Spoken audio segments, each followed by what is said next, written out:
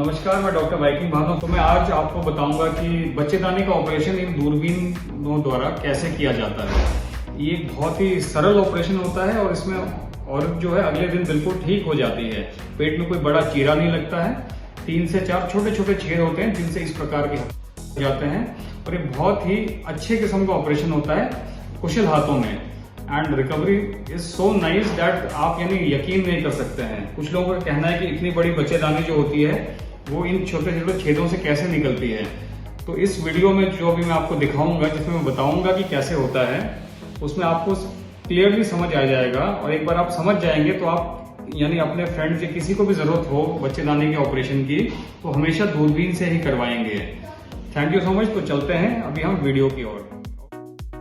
चलिए अब ऑपरेशन शुरू करते हैं। ये हमने दूरबीन पेट के अंदर इंट्रोड्यूस कर दी है। पेट में कार्बन डाइऑक्साइड गैस डाल दिया है और देखिए वो जो एक गोला सा दिख रहा है ये बच्चेदानी रसौली के साथ है। और सरप्राइज देखिए इतनी बड़ी एक और रसौली और दाईं तरफ में इससे बड़ी एक और रसौली। तो देखिए कितनी बड़ी बड़ी रसौलियाँ हैं। लगभग 2.5 से 3.25 किलो की बच्चेदानी थी ये। नॉर्मली बच्चेदानी कोई 50 या 100 ग्राम की होती है। तो इस औरत को पता ही नहीं लगा कि इतना बड़ा कैसे हो गया। उसे लगा कि पेट ऐसा ही होता है। तो कृपया इस चीज़ का ध्यान रखिए। अभी ऑपरेशन शुरू हो गया है। इन इंस्ट्रूमेंट्स द्वारा हम बच्चेदानी के जो पेट के साइड को सपोर्ट्स होते हैं उनको बड़ी सफाई से काट के अलग कर रहे हैं ताकि हम बच्चेदानी को निकाल सकें। और ये नीचे से देखिए ये अंडकोश है जिसको कि ओवरीज कहते हैं। इसको हम प्रिजर्व करेंगे क्योंकि ये कुछ हार्मोन सप्लाई करते हैं शरीर को। तो ख़राब नहीं तो इसको नहीं निकालेंगे।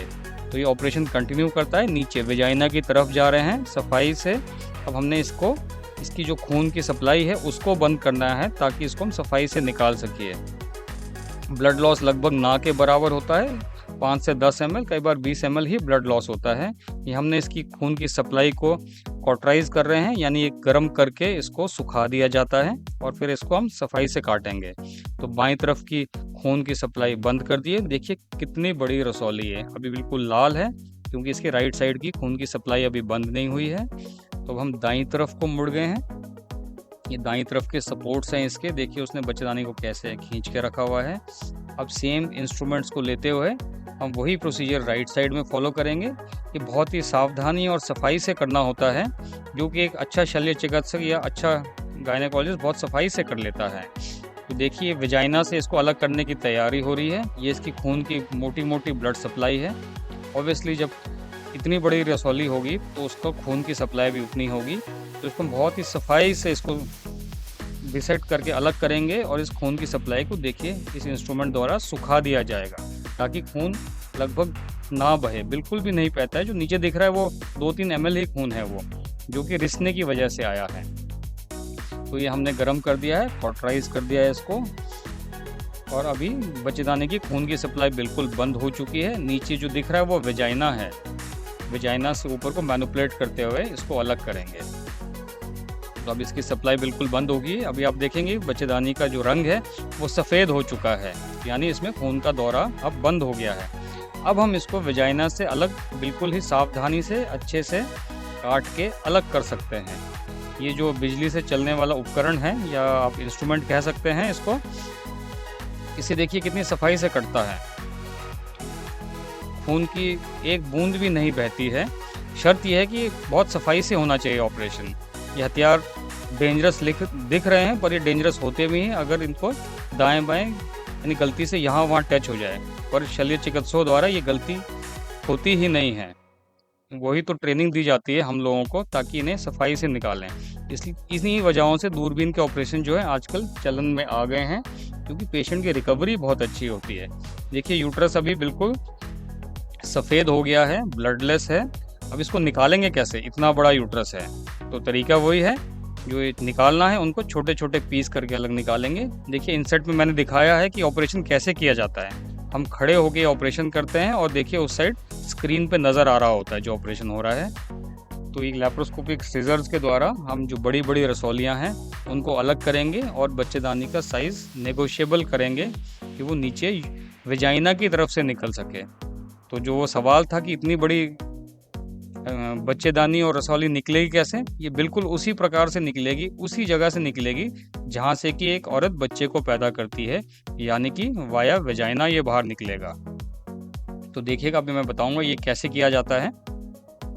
आप इस खून से डरिएगा मत। ये जो खून दिख रहा है ये यूट्रस के अंदर का खून है, जो अभी शरीर से कनेक्टेड नहीं है ना। ये आपके शरीर यानी एक्टिव शरीर से नहीं निकल रहा है, ये उस यूट्रस से निकल रहा है जिसने अभी बाहर निकलना है, तो इसका कोई एक्टिव रोल नहीं है।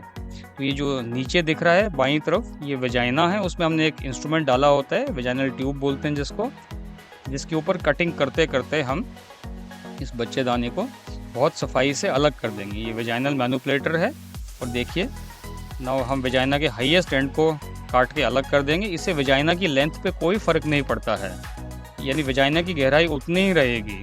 तो उसके बाद में आप अपनी नॉर्मल ज़िंदगी जी सकते हैं, आपको मालूम भी नहीं पड़ेगा कि आपके शरीर के अंदर से बच्चेदानी को निकाल दिया गया है।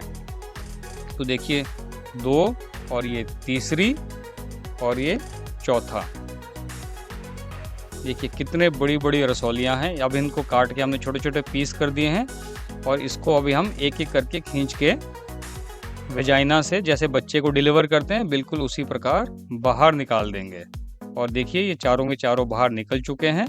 फिर आसपास की जो ट्यूब्स एंड ओवरीज हैं, ओवरी को हमने बचा लिया है और फेलोपियन ट्यूब को निकाल दिया है, और ये बिल्कुल सफाई हो गई है। फिर अंदर से ही ये गलने वाले टांके लगते हैं, बाहर कुछ नज़र नहीं आएगा, और ये बच्चेदानी के मुंह को हमने गहराई से बंद कर दिया है। बट ये है कि वेजाइना बिल्कुल इंटैक्ट रहेगा, वेजाइना की जो लेंथ है वो बिल्कुल नॉर्मल रहेगी, और बाद में आपको महसूस भी नहीं होगा कि अंदर कुछ यानी कोई साइज़ बड़ा छोटा या गहराई में कोई फ़र्क पड़ा हो, और आप अपनी नॉर्मल फैमिली लाइफ जी सकते हैं इसके साथ में। बस सिर्फ आपका बच्चेदानी नहीं है। तो देखिए सफाई हो गई है बिल्कुल, बच्चेदानी की जगह बिल्कुल क्लियर, कहीं कोई ब्लड लॉस नहीं, और ये ज़ख़म 5-7 दिनों में अच्छे से भर जाता है। इसके जल्दी भरने के लिए कुछ विटामिन्स और कुछ ताकत की दवाइयाँ हो तो ज़्यादा अच्छा रहता है।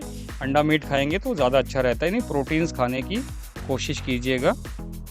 फिर इसके ऊपर हमने ये ओमेंटम का जो पेट की अच्छी चर्बी होती है उसको डाल दिया है, ये इसको बहुत अच्छे से कवर कर लेगी, और ये ज़ख़म जो है अंदर से पूरा का पूरा भर जाएगा। तो देखिए जो बच्चेदानी है ये अभी बाहर निकल चुकी है, और ये जो आपको दिख रहा है ये बच्चेदानी की रसौली है, छोटी सी बच्चेदानी है, उसके ऊपर देखिए कितनी बड़ी रसौलियाँ हैं, और पेट में सिर्फ 3 छेद छोटे छोटे से, और ये पट्टी लगा के देखिए नज़र नहीं आ रहा, वो कोई बड़ा चीरा है ही नहीं। दूरबीन से किए गए ऑपरेशन को ध्यान से देखने व समझने के लिए आपका धन्यवाद। अब मैं आशा करता हूं कि अब आपको समझ आ गया होगा कि दूरबीन द्वारा ऑपरेशन कितना ही सरल होता है, बस शर्त यह है कि ये कुशल हाथों द्वारा किया जाए। इसलिए दूरबीन ऑपरेशन से परहेज़ न रखें। कृपया किसी का भी ऑपरेशन हो दूरबीन से ही करवाएं। धन्यवाद।